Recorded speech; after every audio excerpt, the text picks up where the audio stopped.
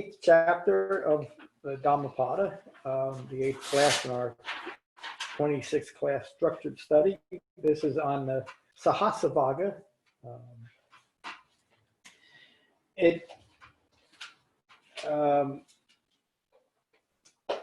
follows, as you've seen, the Dhammapada, one chapter builds on the next, and this follows nicely last, what is today?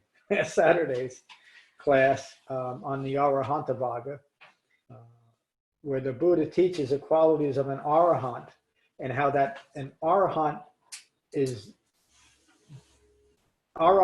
developed by practicing pure Dhamma. And so that whole chapter relates to the importance of practicing the heartwood of the Dhamma. And then this emphasizes that point in some very interesting and significant ways. The subtitle is Simple Dhamma is Best, and it points to how simple the Dhamma is. And by following the direction here and in the Dhamma entirely, we're able to keep it simple. You keep it simple by not adapting, accommodating, or embellishing what the Buddha actually taught. The Buddha's words: hearing one skillful word of true Dhamma that brings calm is better than 1,000 foolish words. That relates to so many things. It relates directly to right effort. If we're going to put effort in it and we're going to develop the Dhamma, we put that effort into the actual Dhamma practice, as opposed to anything that is an adaptation, an accommodation, or embellishment to the Dhamma, which is, unfortunately, any form of modern Buddhism. That's not to say that they're bad or good or anything. It's just different, but that needs to be acknowledged. It's something that the Buddha emphasized over and over again 2,600 years ago. So it's even more important today to keep the Dhamma pure. That's what, and you could see this chapter in every sutta that the Buddha ever taught when you understand the entire context. The Buddha continues: hearing one skillful verse of true Dhamma that brings calm is better than 1,000 foolish verses.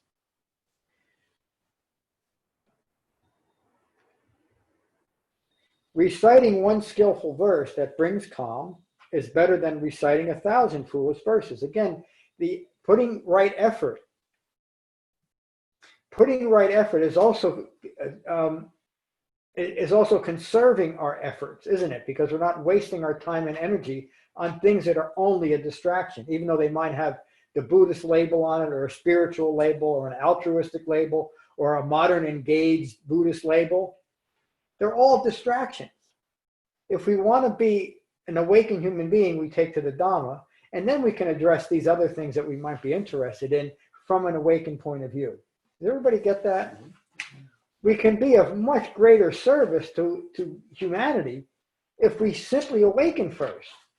And that's an aspect of wise restraint, isn't it? It's an aspect of wise restraint that the Christian Crusades and the modern jihadists are lacking. They want to save the world before they save themselves. That's foolish, and that's the kind of foolishness that the Buddha is referring to here. Defeating thousands of people in battle is meaningless to the wise who have defeated ignorance themselves.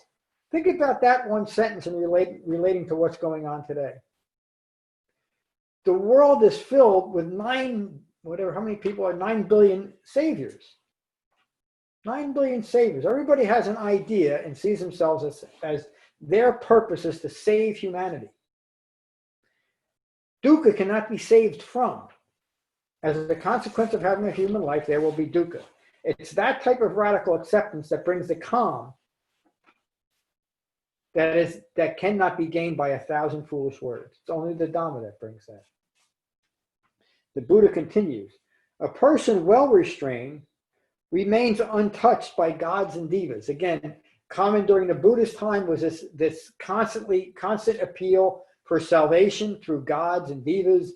Even you get into the Tibetan layers of Dhamma, and especially when they're influenced by the Bon tradition, the intricacy of the gods and goddesses and devas is mind-boggling. And then you're taught to pick 5 or 6 or 7 or 10 to pray to constantly, and that's all well and good. That's wonderful if that's what you like to do with your life. But it's foolish according to the Buddha. It's foolish according to wise Dhamma practitioners. There's none of that in the Dhamma practice. There's only training on how to be a human being. That's it. Respect towards those of perfected minds for just one moment brings common understanding. Why? It's because we're recognizing the truth in the world today. And all that we need to do is recognize it for just one moment, and then we're on our way. Then we have our own inner direction. We know where to keep looking. Offering trinkets and sacrifice for hundreds of years only brings continued ignorance. For the 600 years that I was practicing Buddhism before I came to what the Buddha taught, most of the practice, 99% of that practice is about handing out trinkets and other types of rituals as proof of my belief in the God Buddha. There's nothing there that can possibly change a troubled, ignorant mind, is there? I can offer all kinds of trinkets and sacrifices and engage in all types of rituals. There's nothing there that could change my mind, and my mind was the problem. My mind rooted in ignorance is the problem, and now a mind rooted in the Dhamma is the solution to that problem.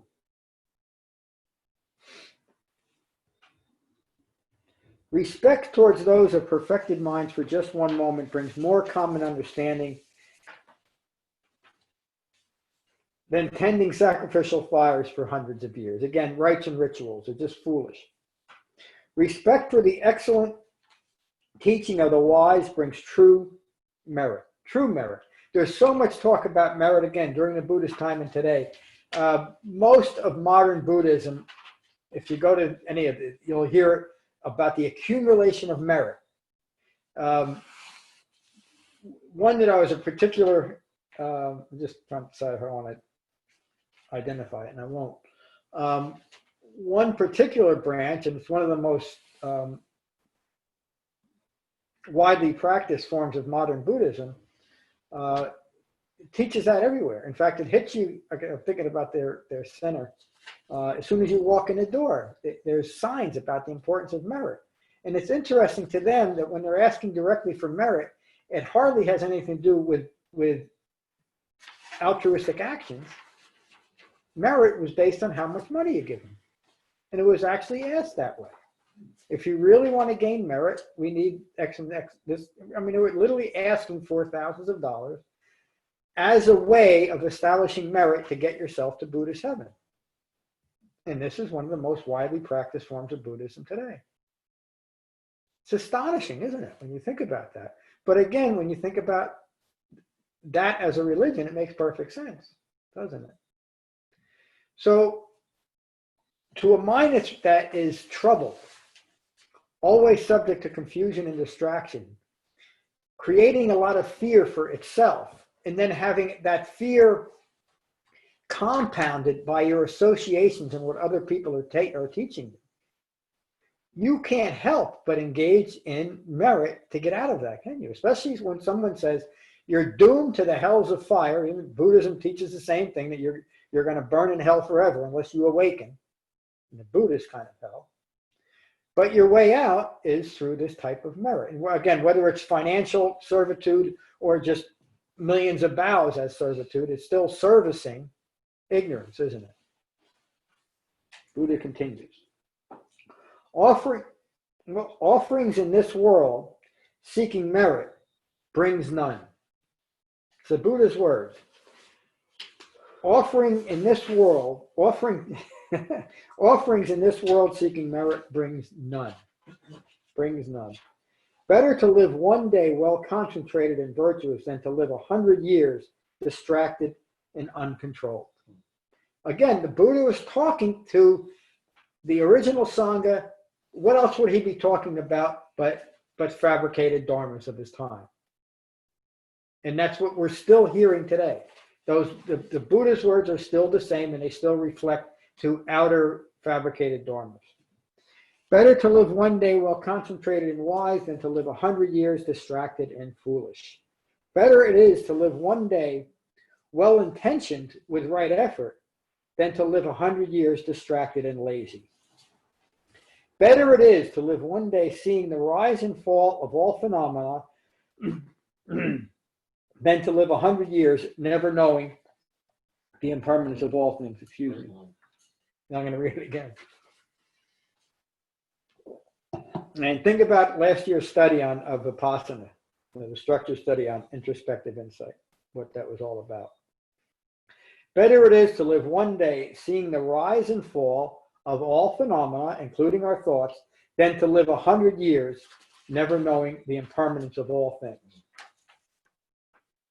Better it is to live one day free of ignorance than to live 100 years dying in ignorance. The living death of ignorance. Better it is to live one day knowing the four truths than to live 100 years in ignorance. It's the end of tonight's. Isn't that something? I mean, what an incredible chapter. Again, I say this often, but it's one of those things that if you get a little bit off track, if you feel like you're losing your way a little bit, just take a few minutes and read that. And it just puts your mind back into, this is what we do as Dhamma practitioners. And it also reinforces something that a mind that's rooted in ignorance doesn't want anything to do with. And that, it's hard to talk with these on. And that has to do with understanding the purity of this, because it overcomes the corruption of the world. And again, making the correlation, corruption would by necessity need something uncorrupted, wouldn't it? As a counter. So it takes an uncorrupted Dhamma to counter the corruption of worldly fabrication. And it's just that way. David, how are you? Oh, let me go to Jane first. Let me go online first. Jane, how are you tonight? I'm fine. How are you, John? Good. Thank you for asking. Okay, well, I picked something out different from this. The line that said defeating thousands of people in battle is meaningless to the wise who have defeated ignorance in themselves. I never really thought of my Dhamma practice as a battle. But then I did some more thinking about this. And I mean, at times it really is when you have conditioned thinking that's deeply embedded. I mean, it really is a battle to let go. And the other things too, in a battle, like the stakes are high, it's life and death. And, with the Dhamma practice, it's, you can have a life of calm or death of, live in the death of ignorance. So it is a battle. Yeah, it is. But it's a gentle battle. Right. Thank you, Jane. Good evening, David. And it's also a refined battle. Yeah. I have a friend, and she, her word suffers from anxiety, and you can see that she's put so much thought into it.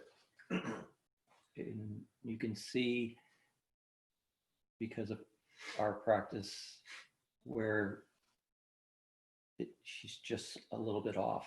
Yeah. And she continues to have anxiety, and she just misses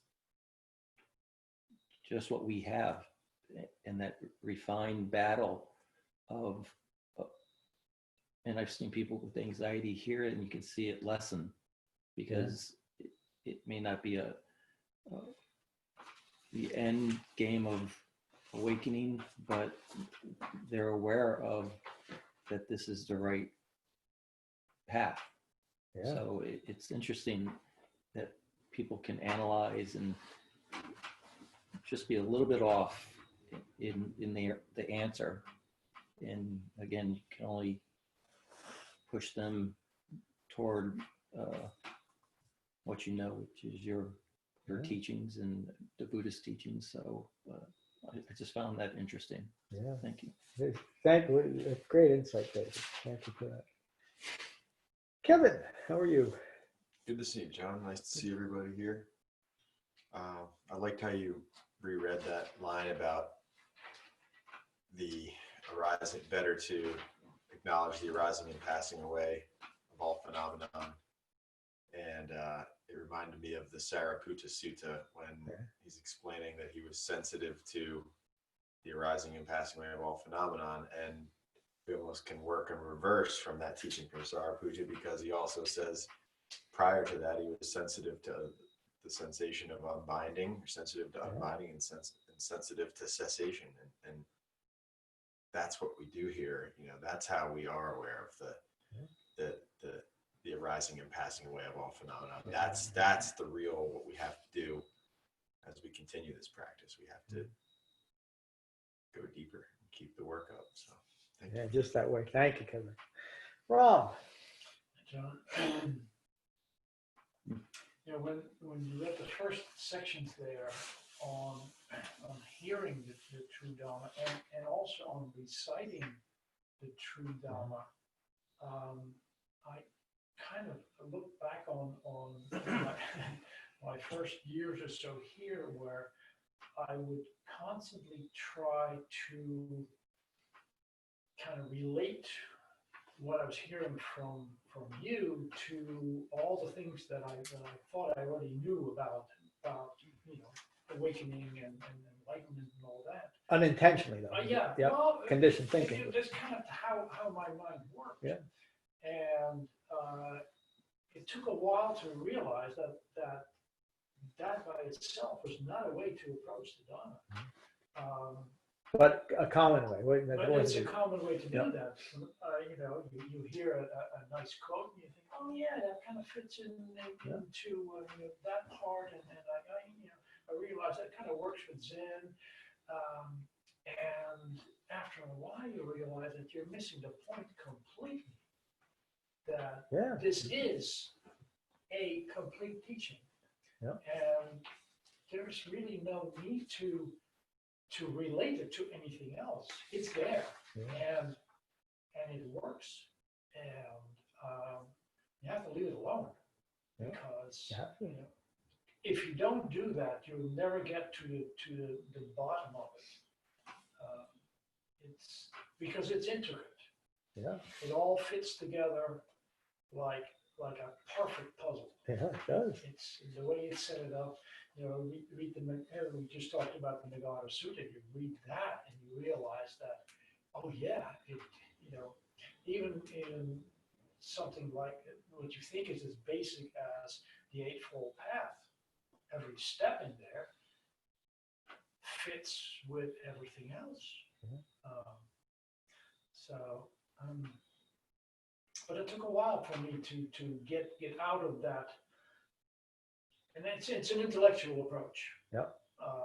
And when you finally get to apply the Dhamma and see it working in your own life, you see the peace and calm finally pervading your life, then you realize that all that intellectual pursuit is just complete distraction. It just stops you from really getting what the Dhamma is.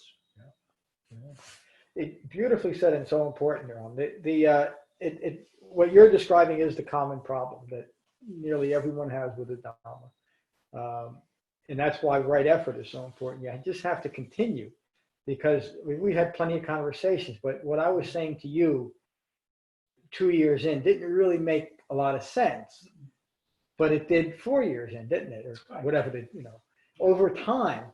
But again, that the repetition is so important. Staying with it is so important, but also being at peace as you can with that mind that's still conflicted in the beginning, because that's why people don't continue. The mind rooted in ignorance wants to continue to ignore its own ignorance, and when you come up against something that's such a challenge to ignorance, there's a natural aversion and natural resistance to it. And we'll come up with all kinds of scenarios as to why we don't like it. And, that's somewhat individual. But the only solution is to keep going. That's all we can do. And, I leave it at that, but you can give people in the Sangha, through this particular chapter, you get a good idea of what this is all about. And it's inspiring to some people, but to other people, it's not. And it sounds like a bunch of nonsense and something I don't want anything to do with. And again, people aren't bad or wrong or even ignorant in a general sense. It's just that's where the conditioned mind is. It won't even allow them. That's what the Buddha is referring to as more than a speck of dust in their eyes. It comes across as negative. Yeah. A lot of this, Well, all the talk about foolishness comes across like that. Yeah, it does. Even when I was doing these translations, or I'm going back early on, and looking at, foolish, I could have used some other words for that. But when you understand what the Buddha's saying, that's the only word to use. And so it's not offensive. It's just, it's right. It's authentic. It gets to the point. I remember you used unskillful quite a lot earlier. Yeah, I didn't have the courage of my convictions quite yet. Thank you, Ron. Julia, how are you tonight? Very good, John. Thank you. I like the way the Buddha makes such a comparison. Better to live, one moment, one breathing moment of life in calmness, as opposed to like 1,000 years, 1,000 days, or 100 years in living suffering of hell.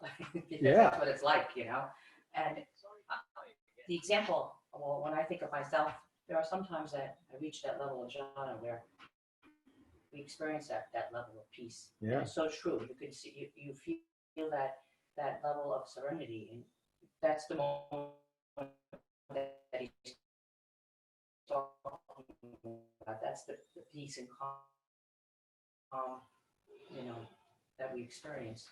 Better that one moment than all of our existence living in suffering, being in ignorance. So I love this. This is very beautiful way to put it. It really Very is. impactful, Yeah. The whole Dhammapada is like that too. Yeah, thank you, John. Thank you, Julia. Michael. Hi, John. Hi, everybody.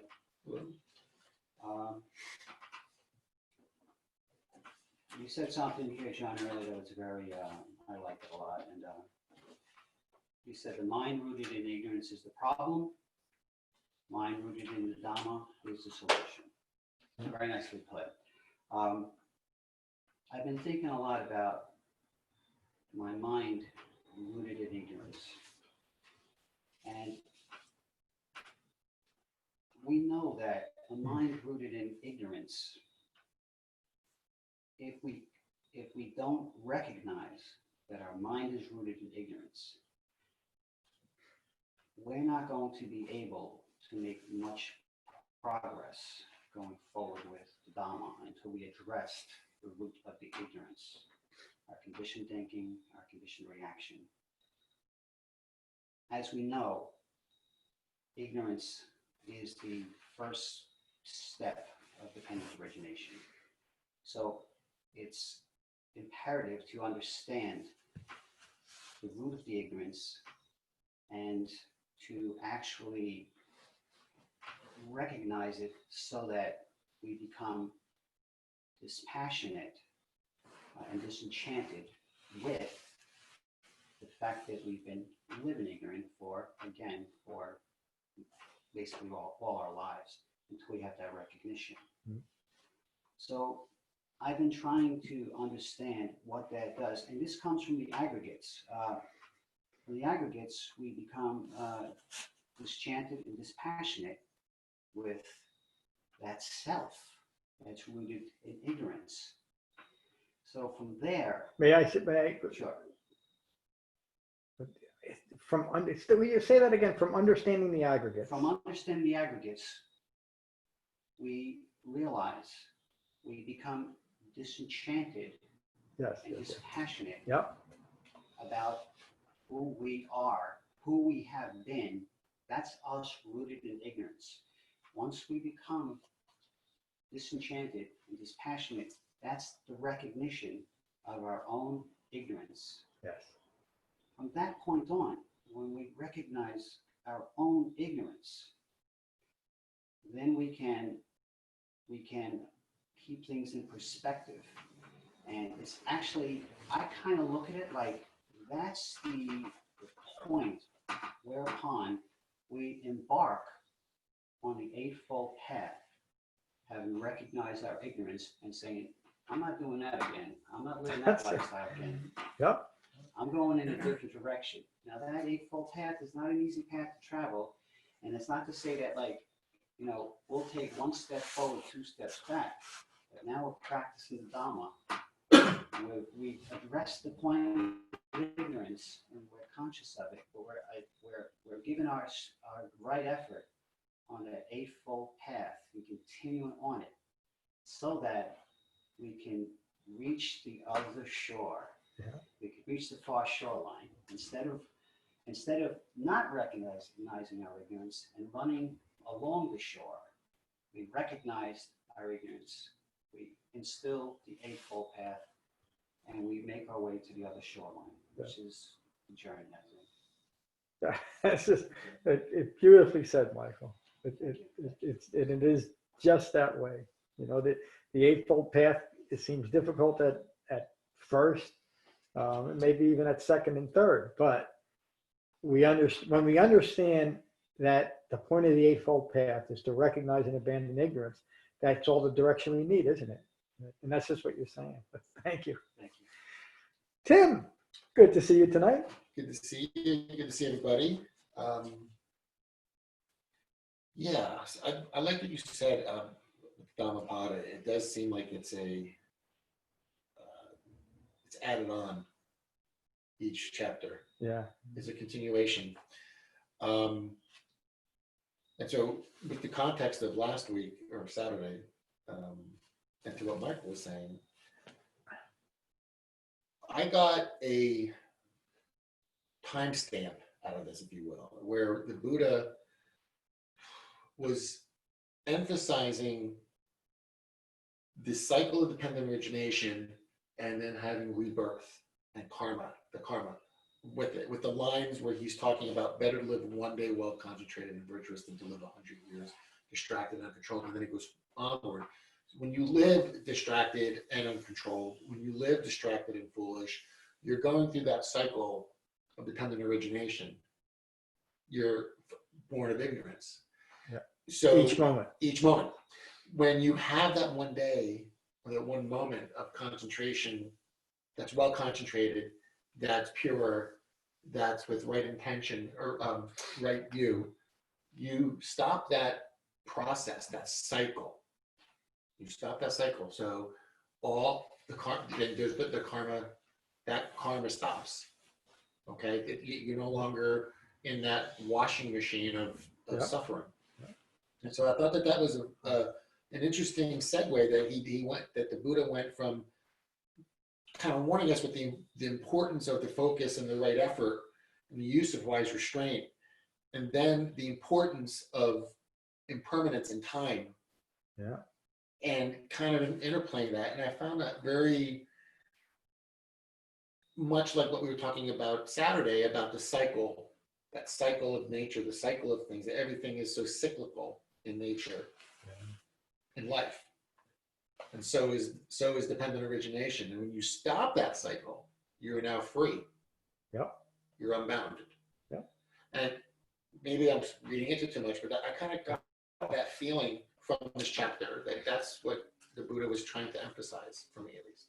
Yeah, exactly. And I mean, in general, he's emphasizing do the Dhamma. Right view. Don't do anything else. You know, we're here to do this. Let's do it. Let's get to the far shore. Right. It's just that way. And it's easy to recognize. It is easy to recognize when you can see when you can block that ignorance. When you recognize that you're in that cycle of dependent origination, you can get off. It's easy to see. It's easy to see, and then you have to make the right effort to correct it. Yeah. And so the solution to getting off the path is getting back on the path, isn't it? It sounds so obvious, but it's so difficult for so many. It is. But that's an aspect of greed. It's aversion. Yeah. I've tried it. It sounds good, but I don't really like it. And I think that bald-headed teacher is a moron. There's the aversion. Yeah. Instead of what Michael was just saying, you recognize the value in it, and so you go ahead. Those with a little dust in their eyes. And but it's gradual too. It's not just people with a lot of dust in their eyes. What I've seen can lose some of that dust over time if they stay with it. You could even make that metaphor apply to Ram. Eventually, the dust gets washed out if you stay with it. Well, Michael said it, I think last week, that I don't want to misquote you, but Well, you said, you said, how has it been going for you so far? Right, well, exactly, yeah. Right. And so Yeah. that's the dust in your eye, you know, Yeah.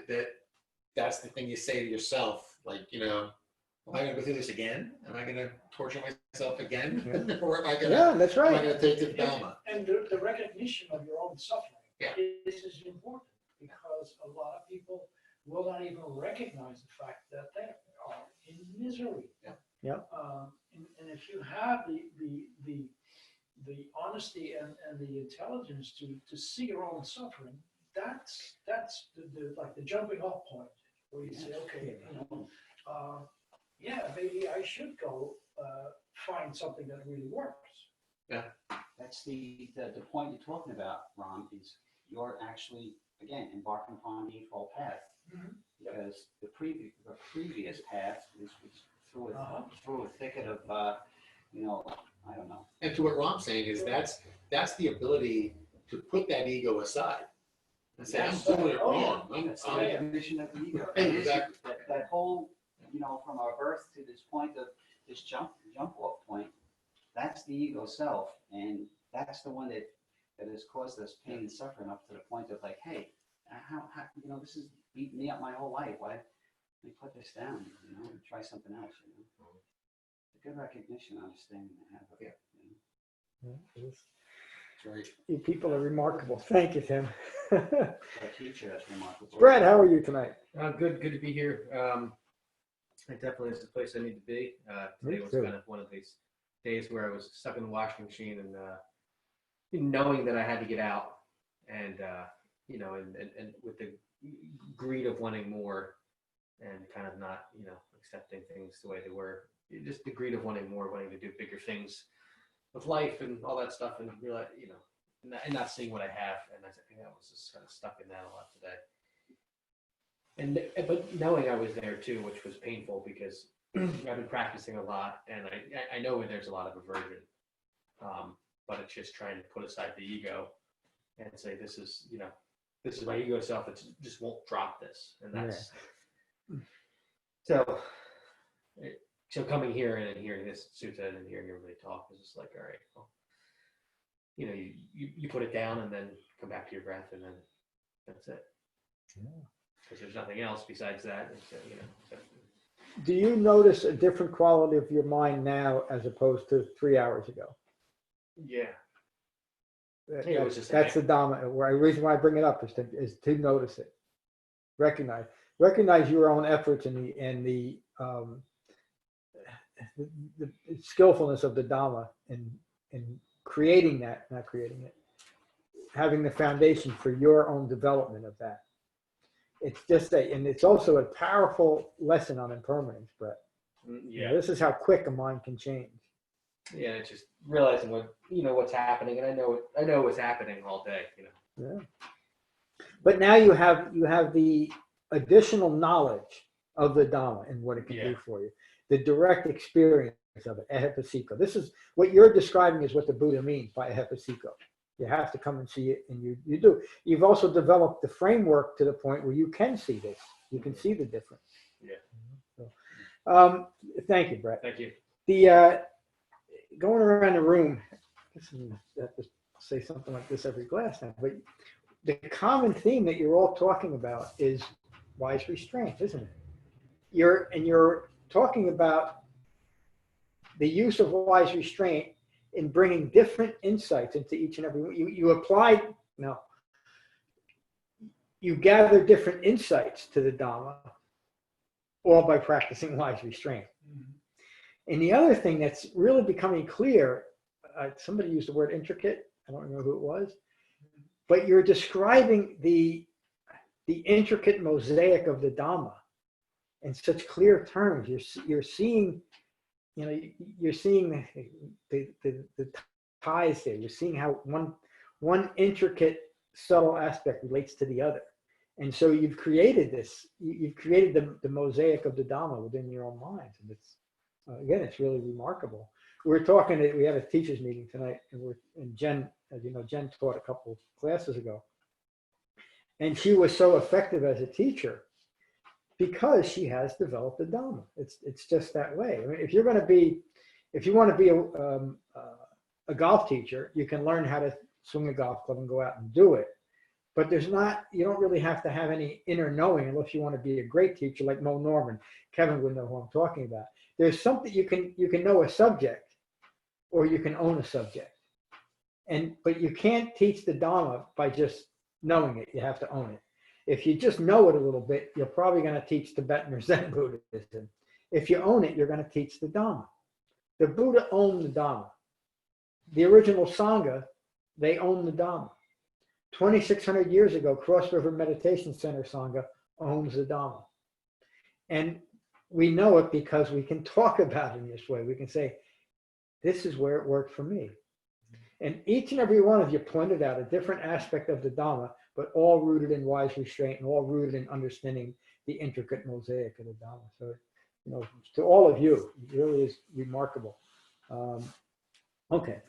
I think I mentioned earlier, Kevin's going to teach our next Dhammapada a week from tonight. Saturday, I'll be teaching one of the greatest sutras of all time, so make sure you come to that. I'm going to try to get Angela Miller done, but don't be upset with me if I don't make it. If not, it'll be something. It will be the world's greatest teaching come Saturday, no matter what. And I mentioned all of that. Our retreat is on. I'll get an email out just regarding that again, because it's been quite a while since we've even addressed that. But I'll get that out in a week or so. I think that's it. We'll finish with Metta, as we always do.